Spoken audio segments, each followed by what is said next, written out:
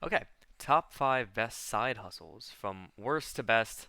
Let's begin. Number one is selling old items. So what you got to do is you go around your house, okay, and you just pick up old items that you don't use anymore and you sell them online, like eBay, Amazon, your friend's backyard. I don't care where you sell it. One of my favorite things to do is grab old school books that you don't use anymore and then sell them for like 5 to 10 bucks.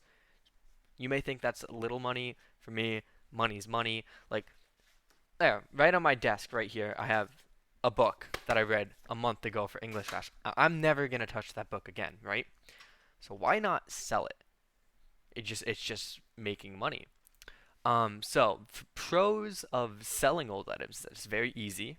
Obviously, you just go around, you pick up something you like, and you sell it, and it's free. And I put free in air quotes there because you have to buy the item first, obviously. But compared to just throwing them out and doing nothing with them, it's completely free. It's just printing money at that point. Now, cons is the amount of things that you actually have. So eventually, obviously, you're going to run out of things to sell because you don't want to sell everything you own. You just want to sell the old things. So, in my opinion, to combat that is once or twice a year, do a little spring cleaning and just sell any old thing you want. Make it 100 bucks, make it 200 bucks. Money is money. That's what I always say. Number two is reselling items for a profit. So this one is a little more complicated, a little more business savvy, and by little I mean barely. These are side hustles, okay? You're not going to try too hard on them. So what you do is you buy an item in bulk, and then you sell it for a profit. It's pretty easy. For example, as a kid, I used to buy like ramen packets and these big packets of what are they? Popcorn, and I'd sell them at kids in school, like after school, for like $1.50. In my opinion, doing that, selling food at school, is the best thing you can do if you're selling items for profit or just selling anything at school. You want to sell notebooks, you want to sell pencils, pens, stuff like that. You got customers, you got hundreds of them who need this stuff, who want this stuff, who are dumb. So the pros for this one is it can be expanded in the future. You know, these are great tools to learn for any beginning entrepreneur. You can get started in wholesaling, and that opens a lot of opportunities for you in the future. Like eventually, you can buy 500 lawn chairs and then sell each lawn chair for 10 bucks, 15 bucks, and you already have all the experience of buying in bulk and selling for a profit. So you already have all that. And experience is a great thing. Another thing, it's very convenient if you sell to people in school because you're in school every day. You don't need to go out of your way. You just go up to someone, hey, you want a pencil, or someone who needs a notebook, hey, here's a notebook, something like that. And eventually, people start coming to you, and they'll know you as the guy that has ramen, the guy that has notebooks, and you'll get a reputation, which is really good. Cons is your cost to earning ratio. So like when you buy something in bulk and sell it, it's not the best profit. It's only good if you sell a lot of it, but profit is profit, especially for teenagers like us. Okay, number three is tutoring. Are you really good at math, science, English, any of that? No?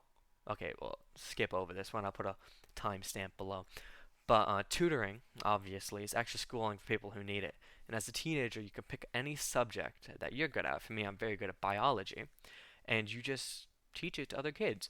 My personal favorite is teaching to middle schoolers because their subjects are a lot easier than high school subjects, and their parents will pay for a tutor. Now, a big pro on my list for this is community service, right? So, not only do you make money, but it looks very good for colleges to say that I tutored for kids. Tutoring is a very good thing on college applications. That's killing two birds with one stone. Another thing that's really good about tutoring is time management. Not only are you tutoring kids about a subject, but you yourself are studying that subject as you tutor. So you're making money while you study.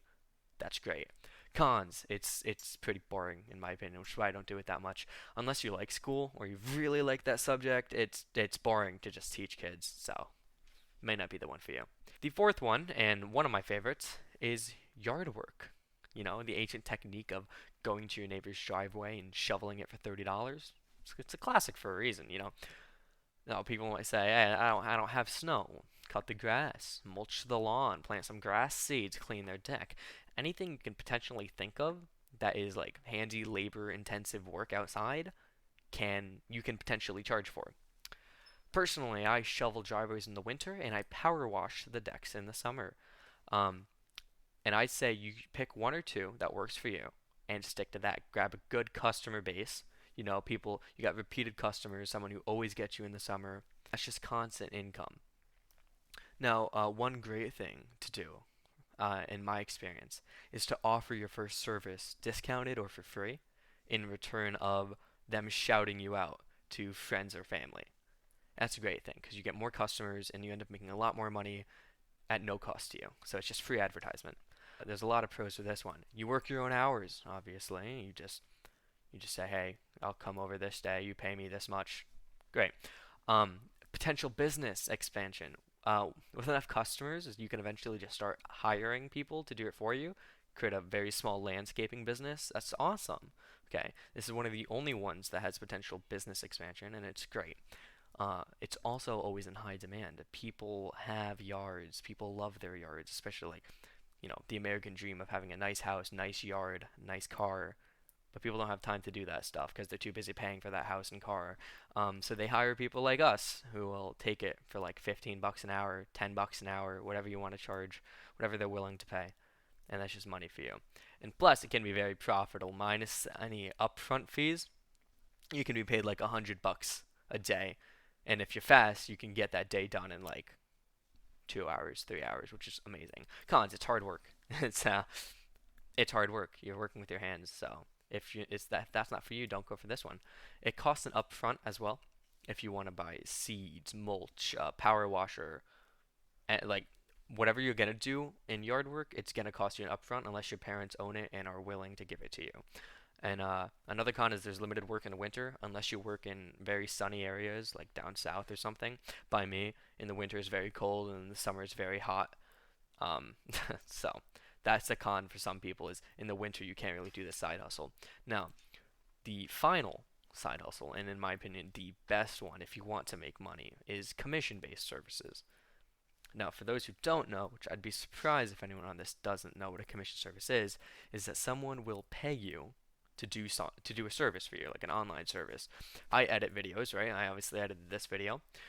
Someone can tell me, hey, could you edit a 5-minute video for me? And I'll be like, of course I will. And I'll give it back to them in like a week, and they'll pay me like 20 bucks for it. Now, commission services, it may be hard to find customers, which is why you use websites like Fiverr. It's one of the, if not the biggest, I think, I'm not sure. It's one of the biggest commission services websites of all time. I'm sure you guys have seen plenty of videos on YouTube about Fiverr. They're great. I work with them. It's awesome. So if you like drawing or writing, editing, singing, you can potentially charge people for that. So pros, it can be a free startup depending on what you provide. Obviously, it could be free to you, which is pure profit. Another pro is you do the things you want. Obviously, you're gonna pick something that you are passionate about. And at that point, once you're working, it's something that you're passionate about. It doesn't even feel like work. This won't even feel like a side hustle. It's like, hey, I'd be drawing anyway. Why not make money? Or hey, I'd be editing anyway. Why not make money? Um, Cons is it can kind of be hard to find work in my experience, is because it's a very saturated market. There's a lot of people offering commission services, and there's not that many people willing to buy commission services. So if you don't stand out in the crowd, then people won't really, they won't flock to you. It'd be hard to get constant customers. And another con is pay not be as great. Commission services take a fee of whatever you make. Fiverr takes, I think, 30% of whatever I make. So that's pretty high actually, and it can drain your earnings. Um, and if you guys are interested, I will talk about all of these: selling old items, reselling items, tutoring, yard work, commission services in more detail in separate videos for each. So if you guys want to subscribe down below, hit the notification.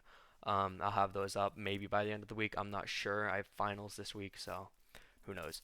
Anyway, that is that's the 5 best side hustles in my opinion. If you like the video, like it. If you didn't like it, dislike it. Tell me what I can do better. I'm trying to improve myself as always. And have a good one.